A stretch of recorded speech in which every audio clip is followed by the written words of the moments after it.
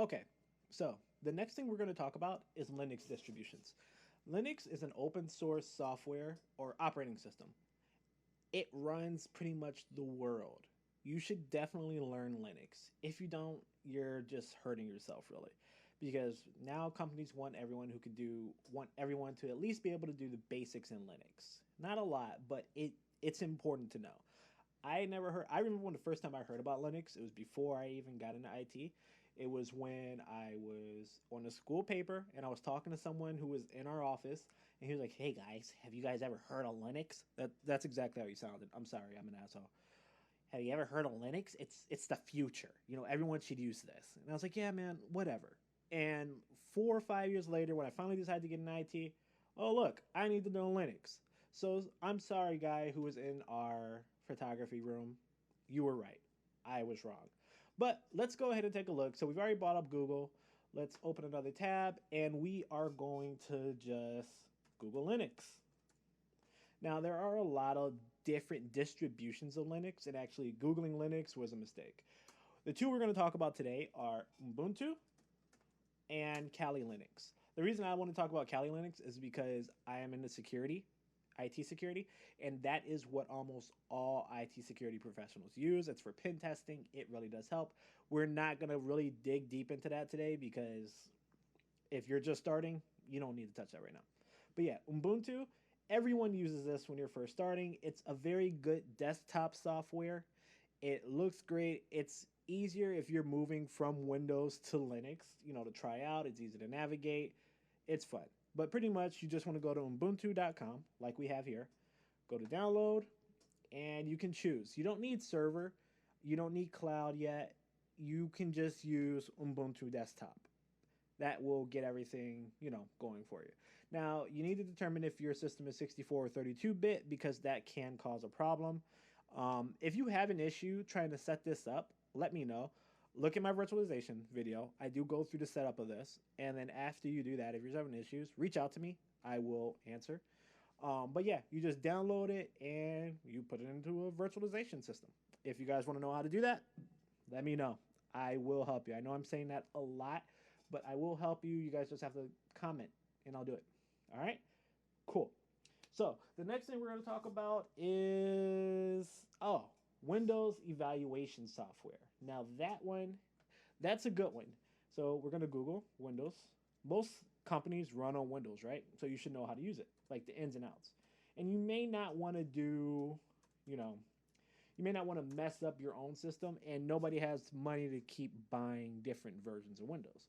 So Microsoft has an evaluation center, and this is officially through Microsoft, which is awesome. So all you have to do is you go to this page, Google Microsoft Evaluation Center. It's the easiest way to go. I'm not even going to say what the link is because I don't feel like it, but I will link it down below. Everything I talk about today, I will link below. So pretty much, you're going to go here. You're going to click Get Started. Are you ready to start your evaluation? Get started. Of course you are. So you're going to go here, and as you see, it has a lot of what Microsoft uses or what you can use in a Microsoft environment. You have Windows, you have Office, you have Azure, you have Windows Server, SQL Server. These are all important things. These are things that you should at least touch. You should definitely know how to use Windows. So pretty much all you do, you go to Windows, you can choose Windows 10 Enterprise, and what it'll do, it's going to take a second to load. It'll give you a 90-day evaluation. And the cool thing about this is you can keep doing it if you really want to, but you choose ISO, Enterprise, hit continue, and then you just fill this out and then you download it, which is really awesome. It makes life a whole lot easier. It really, really does. Make sure you do this. Do it. I will do a video if you guys want showing how to set all this up in a virtual box. But once again, look at my virtualization tech time video.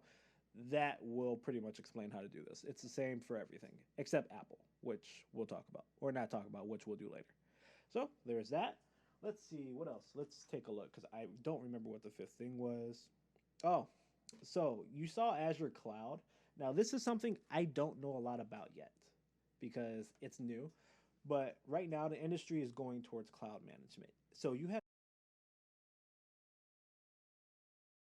set up. You see it's loading, it's loading, it's loading. Let's see. There we go. So I don't have an AWS account, so we're gonna go create a new account. Loading. Sorry, I think my Wi-Fi is horrible in my office. So yeah. All right. So let's go there. And I may speed up a little bit of this just so you guys don't have to sit here and watch the whole time or just wait, twiddle your thumbs. But so here, this is what we're gonna do. We're gonna go immaturedad@gmail.com. Make a password.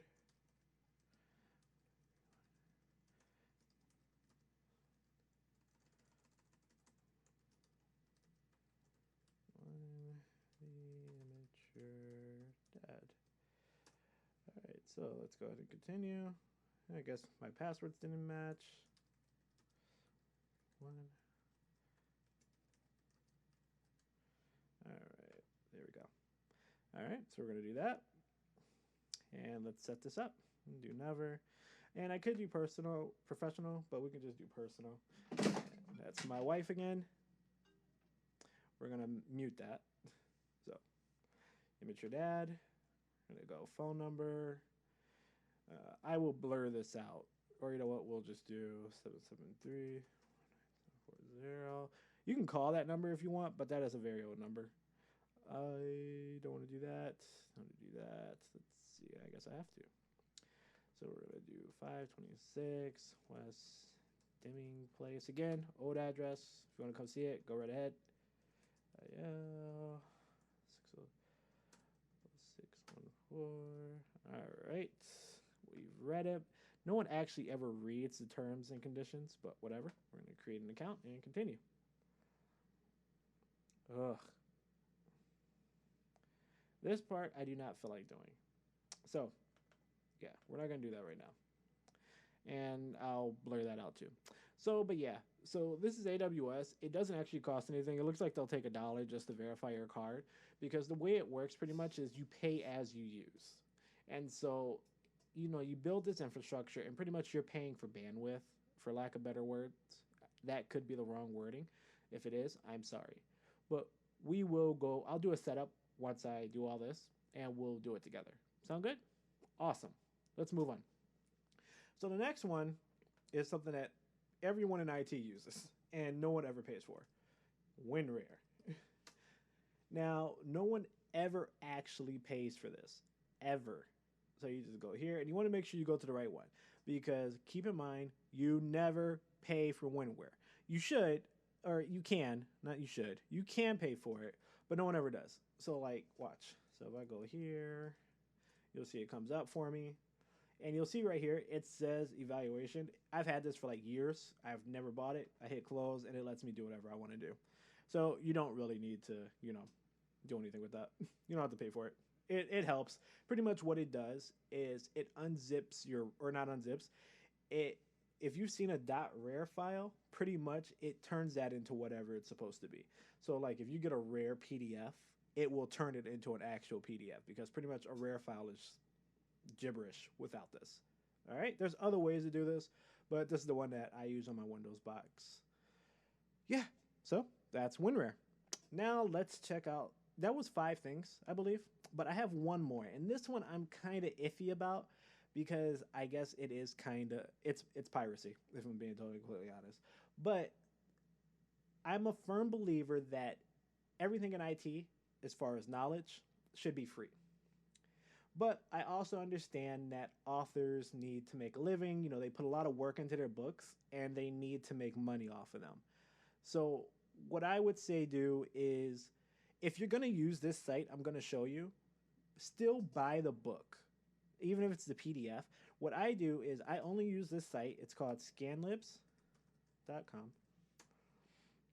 I only use this site after I've bought a book, because I still like to have a physical copy, but sometimes I need to have a digital copy, and I don't want to pay for both, if I'm being totally and completely honest.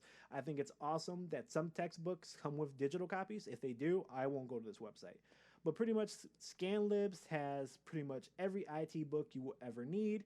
Data Science with Python, that is a good one. I may actually grab that. But yeah, so you can come here and you can search for anything, for any IT book that you've seen, and usually they have it. But please make sure that you support the authors. Please make sure you do that. That is very important. Please make sure you buy these books. They put a lot into them.